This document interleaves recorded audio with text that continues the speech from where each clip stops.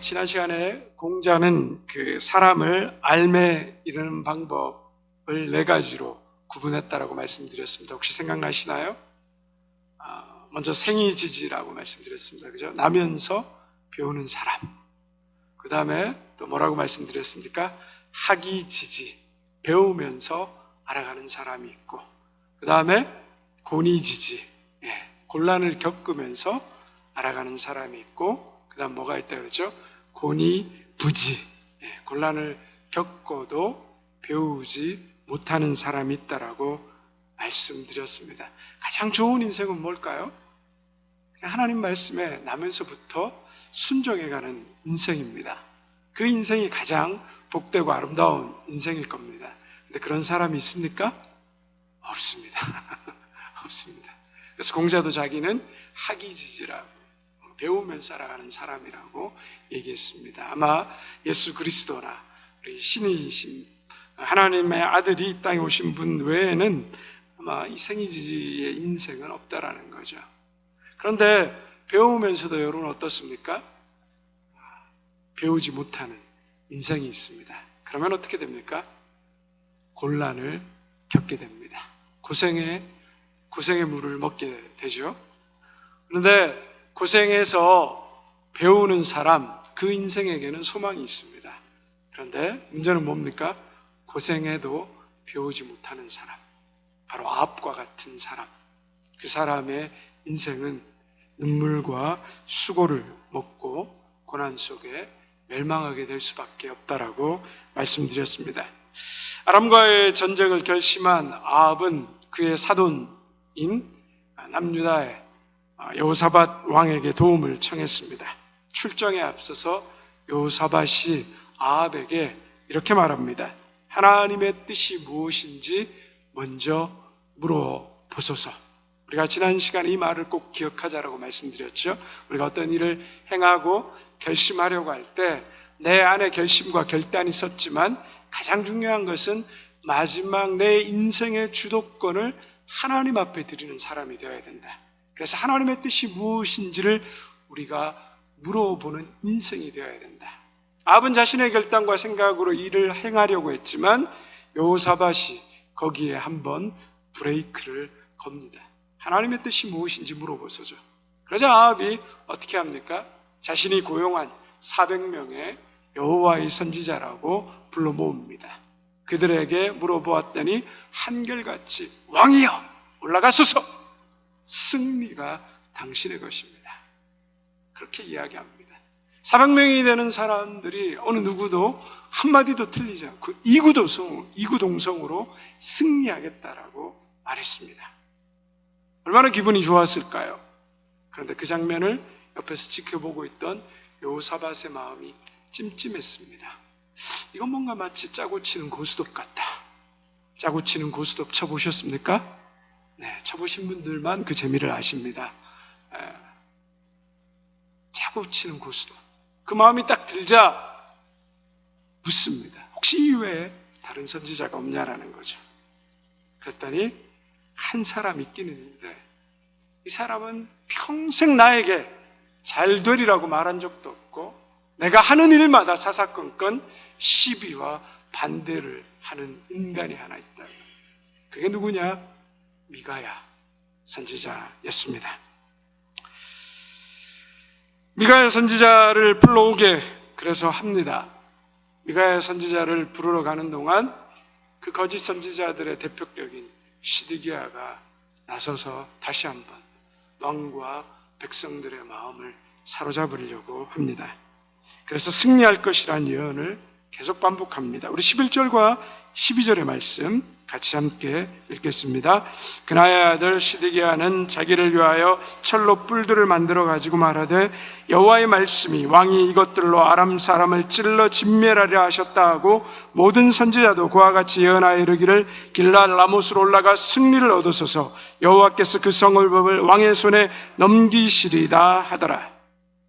시드기야는 미가야가 오기 전에 왕과 백성들의 마음을 완전히 사로잡기 위해서 뭔가 퍼포먼스 할 만한, 쇼를 할 만한 게 필요했습니다. 그래서 철불을 만들어서 그것을 전쟁의 승리의 상징으로 백성들과 왕 앞에 내밀면서 하나님이 아람 군대에게 승리를 주신다고 이 철퇴로 그들을 칠 것이라고 그렇게 이야기합니다. 뿐만 아니라 아합 왕의 심부름을 받은 사신이 미가야 선지자에게 가서 말합니다. 이보시오, 다른 사람들은 다 왕이 전쟁에서 승리할 것이라고 예언했어. 당신도 그렇게 따르는 게 좋을 것이요. 그렇게 정치적인 압력을 가하게 됩니다. 왕의 심기를 불편하게 하지 말라는 거죠. 거짓 선지자는 하나님의 마음, 하나님이 입에 주신 말씀을 하는 사람들이 아니라 자기 목적과 자기 생각과 자기 가치관을 이야기하고 강요하는 사람, 자기 목적을 말하는 사람입니다. 오늘 이단이 그렇지 않습니까? 자기 목적에 합하는 말, 성경도 자기 목적에 합하는 말. 오늘도 신문을 보니까 신천지의 이만희 총회장이 기존의 목사들이 요한계시록을 안 가르친다고, 요한계시록을 목사들부터 배워야 된다고 그런 이야기들을 한 기사를 보았습니다.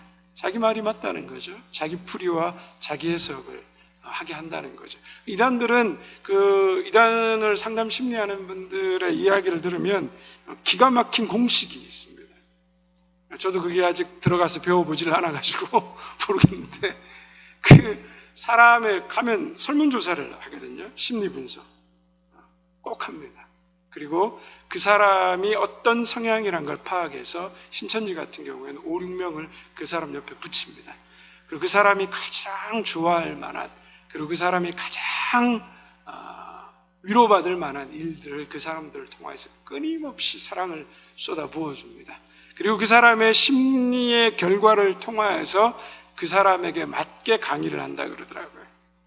그래서 그 사람에 맞는 방법으로 그 성경 공부를 하게 되고, 그게 한 7주 정도 강의하고 되면 세뇌당하게 된다라고 말합니다. 세뇌 안 당할 것 같은데 당하더라고요. 다단계 들어가서 3일만 강의 들으시면 예찬론자가 되십니다. 나도 이걸로 할 수 있다, 할 수 있다. 제가 어느 교회에 무슨 세미나가 있어서 갔는데 4박 5일간 합숙하면서 그 교회 성도들의 집에, 거기는 뭐 그런 교회였거든요. 이렇게 집에 묵게 하고, 뭐 성도들이 자기 집으로 데려가는 게 쉬운 일이 아니잖아요. 근데 그 교회는 그런 걸 하더라고요. 성도들 집에 막 어떤 분은 옥탑방에도 가고 다 가는데 4박 5일 동안 계속해서 강의하고 당신들도 할 수 있다, 부흥할 수 있다. 그리고 그 교회에서 저희 집에 세웠던 사람들을 목자라고 이야기하는데, 목자라고 이야기해서 그 사람들이 와서 이거 됩니다. 그리고 자기들의 성공했던 간증들을 막 쏟아붓습니다. 한 이틀 들으면요, 혹합니다. 그리고 마지막에 또 그 강의 들어왔던 목회자들 앞에 나와서 사모님들하고 발표하게 합니다. 저도 가서 이거 해보겠습니다. 할렐루야! 막 박수칩니다. 그래서 마지막에 소그룹 초별 모임을 하는데 한 목사님이 그러더라고요. 제가 다단계에 가서 교육을 받았는데 이 세미나가 다단계가 너무 똑같은 것 같습니다. 세뇌당하고 설득당하는 거 금방 당한다는 거죠. 그래서 자기 생각에 맞는 말을 하고 자기 목적에 맞는 말을 해주면, 자기가 원하는 말들을 해주면 모든 사람이 어떠죠? 혹하고 따라갑니다. 그런데 미가야가 어떻게 말합니까? 14절 말씀 함께 같이 읽겠습니다. 미가야가 이르되 여호와께서 살아계심을 두고 맹세하노니 여호와께서 내게 말씀하시는 것 그것을 내가 말하리라 하고, 여호와께서 자신에게 말씀하는 것만 하겠다, 네가 나에게 어떤 말을 할지라도, 무슨 말을 하라고 내 입에 말할지라도 나는 하나님이 내 입에 주신 말씀만 전하겠다라고 말씀합니다. 여호와의 선지자는 하나님의 마음을 말하고 하나님이 입에 주신 말씀만을 말하는 사람, 전하는 사람입니다. 참 선지자는 하나님의 마음, 하나님의 생각을 말하는 사람이지 자기 생각, 자기 가치관, 자기 목적을 말하는 사람이 아니라는 겁니다. 그래서 미가야는 그의 입에 주신 하나님의 말씀만 선포합니다. 아합이 길랏 라못에서 죽을 것이라. 여기 시드기야와 미가야 선지자가 있습니다. 즉 거짓 선지자와 참 선지자가 있습니다. 시드기야와 400명의 거짓 선지자는 이 아합 왕이 아람과의 전쟁에 나가면 승리와 번영과 영광을 얻을 것이라고 전쟁에 출정하라고 말합니다. 그러나 시드기야 선지자는 홀로 당신이 전쟁에 나가면 죽는다라고 이야기합니다. 여러분이 아합 왕이라면 어떤 말이 더 좋으십니까? 어떤 말이 더 좋으십니까? 죽는다는 말씀이 좋으십니까? 승리와 번영과 영광을 얻는다는 말이 좋습니까? 솔직히 말하세요. 뭐 고민을 하세요. 당연히 승리와 영광과 번영을 얻는다는 말 아니겠습니까? 당신이 하나님 주시는 복을 받을 거야. 당신이 하나님이 주시는 형통과 번영과 자식은 잘 되고 뭐 이렇게 쫙 읊어주면 얼마나 좋습니까? 그런데 갑자기 당신은 죽을 거야. 이 말은 우리가 별로 듣고 싶어 하지 않는 말입니다. 그러면 여기에 질문이 생기죠. 거짓 선지자들도 하나님의 이름으로 와서 선포했습니다. 그리고 참 선지자도 하나님의 이름으로 와서 선포했습니다. 누가 하나님이 보내신 선지자일까요? 다 여호와의 이름으로 다 말하는데 이 사람이 하나님이 보내신 선지자의 말인지 아닌지에 대해서 우리는 어떻게 분별해야 할까요? 이럴 때 어떻게 분별해야 할까요? 이것은 아합 왕의 시대만의 일이 아닙니다. 구약 성경과 신약의 쭉 성경의 역사를 보면 내내 하나님이 보내신 선지자들과 하나님의 이름을 말하지만 하나님이 보내지 않은 선지자들과의 갈등이 성경 속에서는 늘 있었습니다. 그래서 신명기 말씀에 보면 하나님께서 이런 말씀을 하십니다. 참 선지자와 거짓 선지자를 구분하는 기본 원칙, 그것은 바로 증언과 성취입니다. 한번 같이 읽어보겠습니다. 신명기 18장 21절과 22절입니다. 함께 읽습니다. 내가 마음속으로 이르기를 그 말이 여호와께서 이르신 말씀인지 우리가 어떻게 알리오 하리라. 만일 선지자가 있어 여호와의 이름으로 말한 일에 증언도 없고 성취함도 없으면 이는 여호와께서 말씀하신 것이 아니요 그 선지자가 제 마음대로 한 말이니 너는 그를 두려워하지 말지니라. 자, 증언과 효험이라니까 좀 어렵죠. 세번역 성경에서 22절을 이렇게 번역합니다. 한번 같이 읽어보도록 하겠습니다. 함께 읽습니다. 예언자가 주님의 이름으로 말한 것이 그대로 이루어지지 않으면 그 말은 주님께서 하신 말씀이 아닙니다. 그러니 당신들은 제멋대로 말하는 그런 예언자를 두려워하지 마십시오. 증언과 효험이라는 것은 하나님이 말씀하셨다면 그 선지자의 입을 통해서 그 말이 나왔다면 그대로 이루어지는 것이 참 선지자라는 말을 하고 있습니다. 김유리 교수는 이 부분을 이렇게 설명합니다. 참 선지자가 한 말은 반드시 성취가 되어야 된다는 겁니다. 그가 한 말 중에 하나라도 성취되지 않으면 그 선지자는 올바른 선지자가 아니라는 거죠. 예를 들면 기도하고 성경을 많이 보는 분이 있습니다.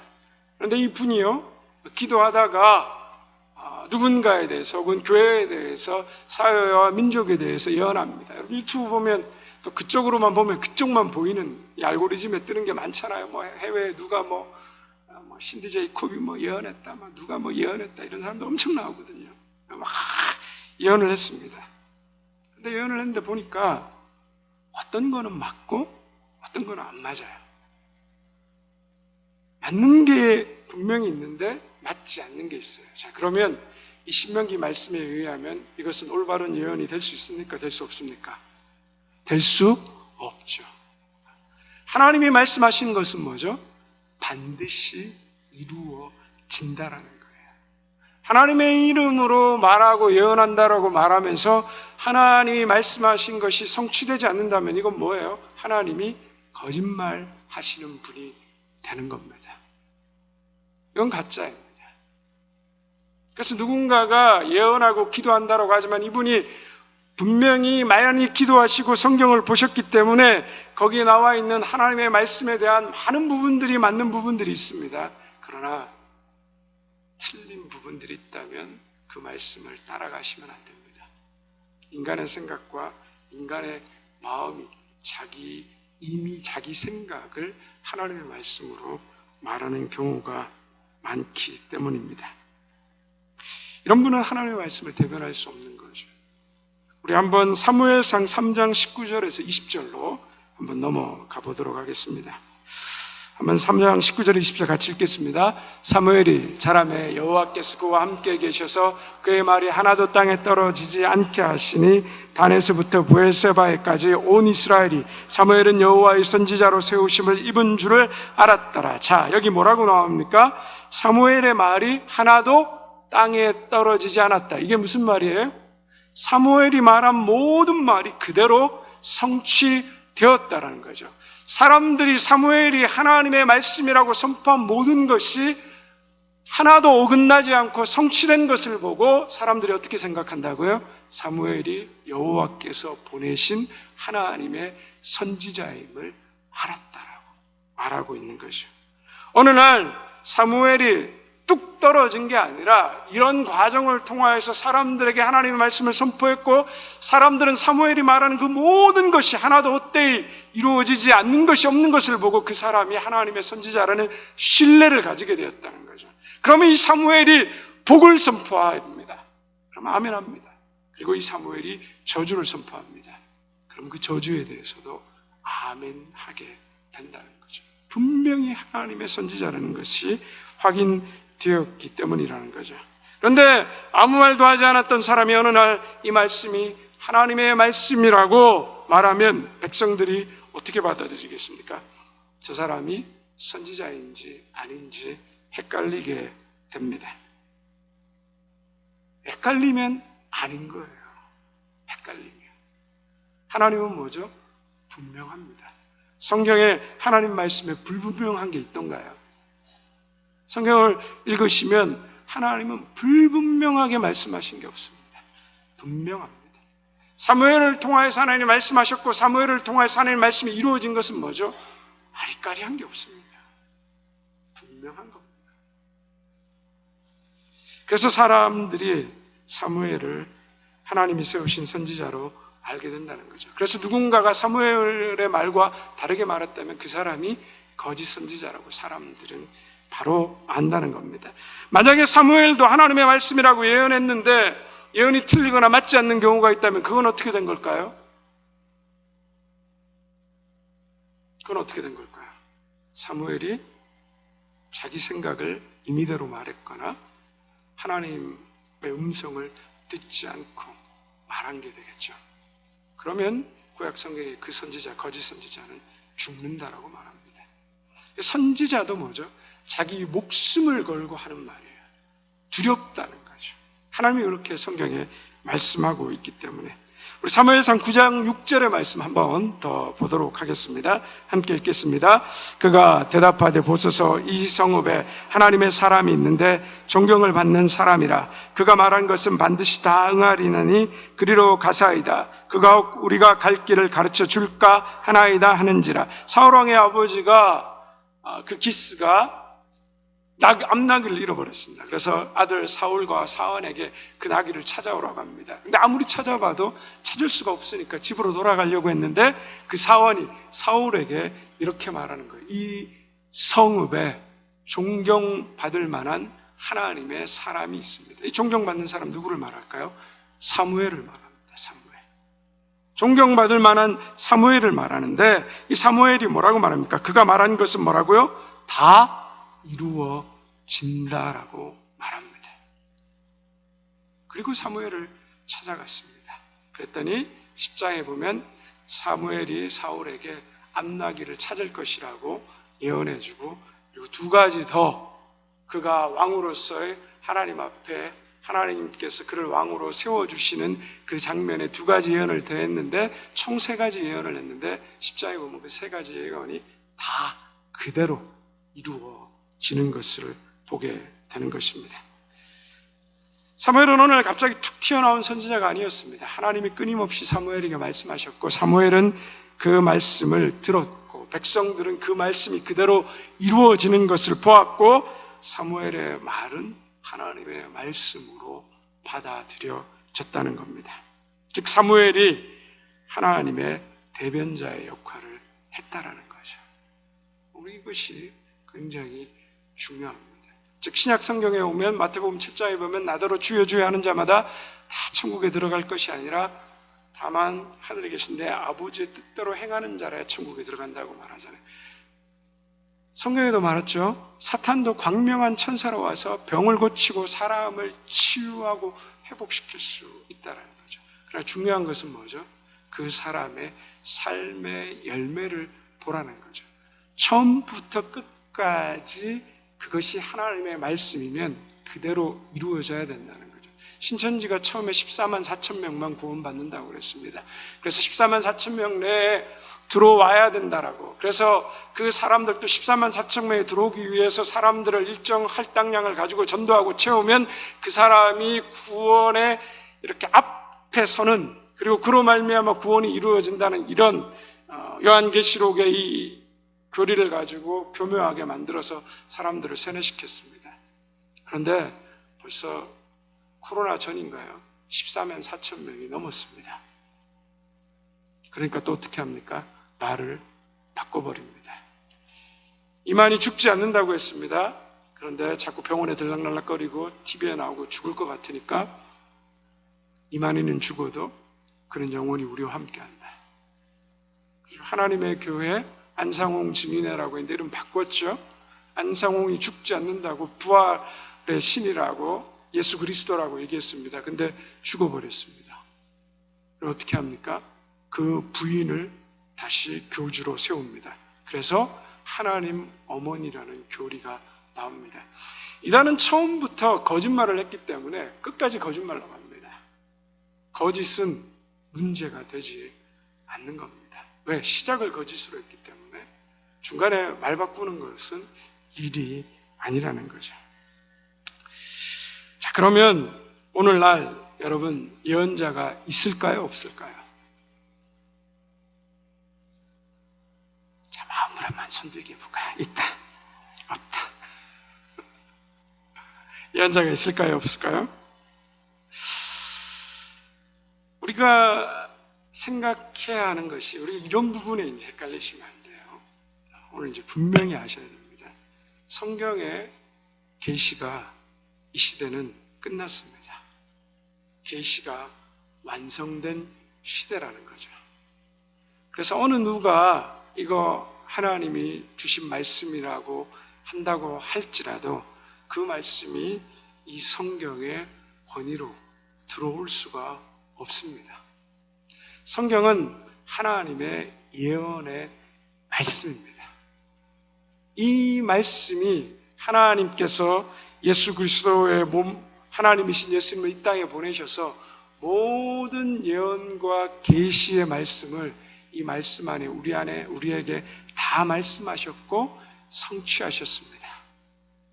이미 하나님의 말씀은 오늘 이 땅 가운데 이루어진 거죠. 누가 와가지고 하나님이 나에게 말씀하셨다, 이거 하나님의 말씀이다라고 아무리 얘기해도 그거는 그 사람의 말이고 생각인 거지 하나님의 말씀이 될 수가 없다라는 거예요.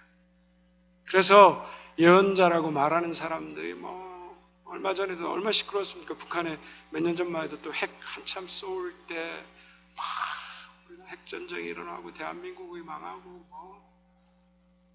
어떤 사람은 연도를 얘기 아니에요.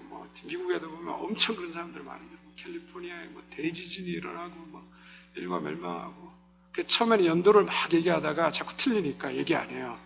그래가지고 지진이 있다라는 거예요. 그래 뭐냐 그러면 지진이 일어난 거 봤지 않냐고. 일어나면 내가 그때 수십 년 전에 예언하지 않았냐고. 그럼 지금 예언해가지고 100% 하나님의 말씀을 얘기해서 맞는 사람이 있던가요? 없어요. 그런 거에 마음 기울이고 신경 쓰지 마세요. 뭐예요? 계시는 이 하나님 말씀 가운데 다 나와 있습니다. 과거도 현재도 미래도 하나님께서 우리에게 어떻게 될 것이라고 너무 분명하게, 너무 명확하게. 근데 사람들이 이 계시의 말씀을 믿는다라고 말하면서 믿지 않습니다. 자꾸 사람 쫓아갑니다. 신비하다, 예언한다는 사람, 기도한다는 사람, 영빨 좋다는 사람. 그래서 어떻게 됩니까? 무너지고 나갑니다.